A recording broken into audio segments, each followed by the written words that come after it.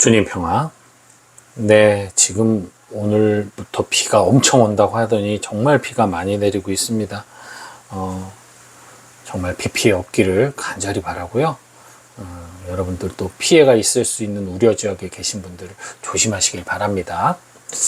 오늘은 마리아 막달레나 축일이에요. 그래서 아마 이 막달레나 세례명 가지신 분들 정말 많으시잖아요. 진심으로 축하드립니다. 제가 아는 막달레나 청년님도 축하드리고요. 건강하세요. 예수님을 가장 사랑한 사람은 누굴까? 물론 성모님이시죠. 성모님이시죠. 당신의 아드님이셨으니까 뭐 그 누구보다 뜨겁게 목숨처럼 사랑하셨을 겁니다. 그렇다면 예수님의 가족 이외에 예수님을 가장 사랑하는 사람은 누굴까? 라고 한다면 아마 10중 8구 많은 이들이 막달라 마리아를 떠올리지 않을까 싶습니다. 그 강한 염원과 그 마음이 결국 마리아 막달레나, 그리고 사실 요한복음에서 막달레나만 나오지만 다른 복음에서는 예수님의 부활을 한 여인이 아닌 여러 여인이 예수님 무덤에 갔다가 예수님을 만나죠. 즉 예수님을 가장 사랑한 여인들이 있어요. 제자들보다 더 사랑한 거죠. 제자들은 예수님을 사랑하긴 했지만 용기가 부족했어요. 사랑과 용기가 더해지질 못했어. 많이 사랑했죠. 하지만 용기가 부족하여 다락방에 숨어서 예수님한테 가질 못하죠.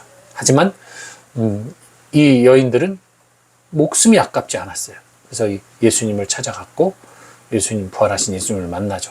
오늘 요한복음에서는 막달라 마리아에게만 나타나는 모습이 나오는데요. 어쨌든 예수님을 가장 사랑한 여인, 자기 목숨처럼 사랑한 여인이라는 것은 분명한 사실입니다. 그리고 초대교회 때부터 막달라 마리아는 예수님의 사도의 거의 위치에, 예수님의 제자들 중에서도 상당히 귀한 사도와 같은 그런 위치에 있었음을 교회의 여러 기록이 증언하고 있어요.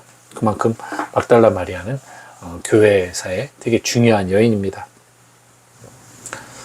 이 얘기는 남자든 여자든 예수님을 만날 수 있고 체험할 수 있고 사랑할 수 있고 따를 수 있는데, 그 따름의 한구함이 남성보다는 여성들이 훨씬, 아이를 낳을 수 있는 그 끈기와 그 인내와 그 뭐라고 할까요? 목숨을 건 거잖아요. 사랑의 행동을 하는 이 여인들이 훨씬 더 끝까지 용기 내어 주님을 따라갈 수 있다라는 거. 사실 전에도 얘기했듯이 남자보다 여자가 더 용맹해요. 남자가 훨씬 겁이 많습니다. 그러니 남자가 순교를 했다? 그게 더 대단해 보일 수밖에 없는 거죠.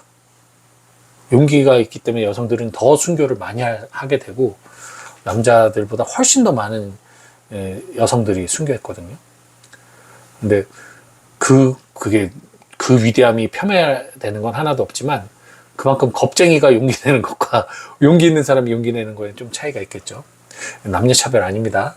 너무 남자를 제가 너무 비하하는 건 아니에요. 그만큼 여성들이 위대하다는 걸 말씀드리고 싶습니다.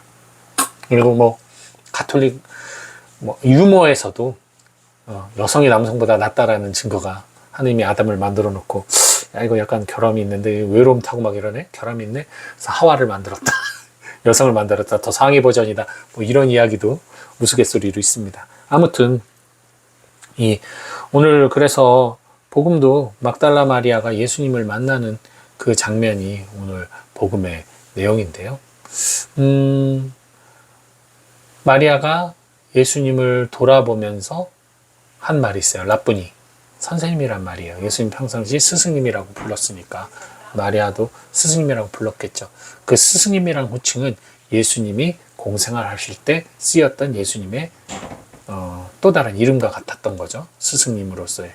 예수님이라고 부르지 않고 스승님이라고 불렸으니까 이제 예수님의 이름을 대체했죠. 하지만 이제는 더 이상 스승님이라고 부르지 않도록 예수님은 거기서 말을 멈추게 만들죠. 나는 이제 아버지께로 돌아간다. 이제는 스승의 역할이 아닌 하느님의 모습으로 너희와 함께 있겠다라는 말씀을 하십니다. 스승의 역할을 하는 게 사실은 예수님이 아니라 예수님 안에 움직이시는 하느님의 영, 즉 성령이었거든요.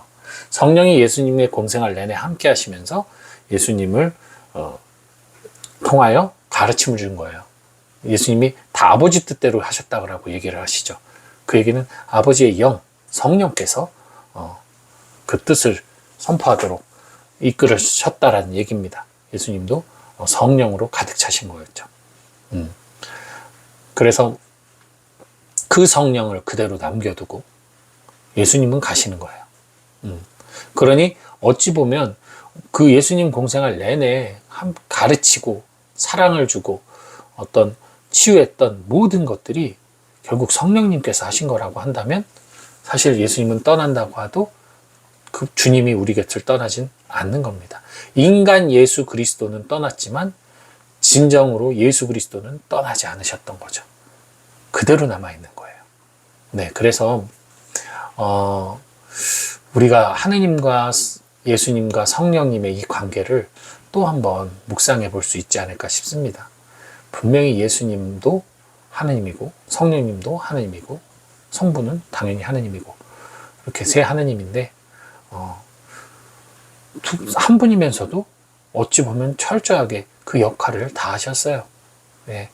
모든 것이 다 들어있는 사랑과 자비와 어떤 또 가르칠 수 있는 그런 마음과 예수님과 성령님의 모든 것을 다 가지고 있으면서도 그것을 당신 스스로 드러내는 것이 아니라 마치 이렇게 뭐라 그럴까요? 다른 존재처럼 분리하여 우리에게 계시하신 하느님. 다 당신이심에도 불구하고 하나님은 모든 것이시죠. 그 중에 말씀의 역할을 하는 하느님의 입의 역할. 입의 역할이에요. 입의 역할. 그리고 하느님 하느님의 행동을 우리 사람들이 느낄 수 있는 인간으로서 느낄 수 있는 사람의 역할로 사람의 몸으로 하느님의 그 마음을 전달하는, 어떻게 보면 예수님은 몸의 역할을 한 거나 다름없죠. 하느님이 뜻이라면 그것을 실천하는 몸의 역할을 했어요. 이게 바로 예수님의 역할이에요.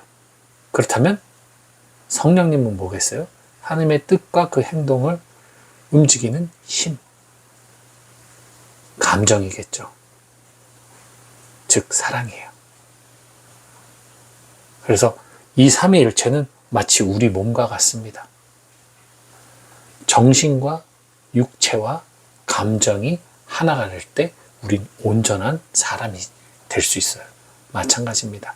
하느님이 온전한 하느님이면서 하느님의 정신이 사랑의 힘을 입어 실행되는. 그래서 이제 예수님, 더 이상은 예수님이 이 세상에서 선포하고 기적을 베풀 일은 없어요. 네. 왜? 이미 이제 우리는 예수님을 알기 때문에. 하느님이 당신이 어떤 분인 것을 예수님을 통하여 다 보여주셨어요. 말과 행동으로 다 보여주셨어요. 이제는 그것을 성령님을 통해서 끊임없이 배워가면서 앞장서 가신 성령님을 따라 우리의 신앙 여정을 간다면 우리도 스승님이 아닌 주 예수 그리스도를 만나고 그분을 통해 하느님의 진정한 사랑의 품 안에 안길 수 있다라는 것을 여러분 꼭 기억하시고, 막달라 마리아가 스승님이라고 불렀다가 예수님께서 나 붙들지 마라. 그래서 이제 내 아버지이시며 너희 아버지이신 분, 내 하느님이시며 너희 하느님이신 분께 올라간다 하고 전하여라 라고 말씀하시고 떠나시는 예수님. 그 체험한 이후 막달라 마리아가 제자들에게 한 이 고백을 오늘 여러분들께 마지막으로 전해드립니다. 제가 주님을 배웠습니다.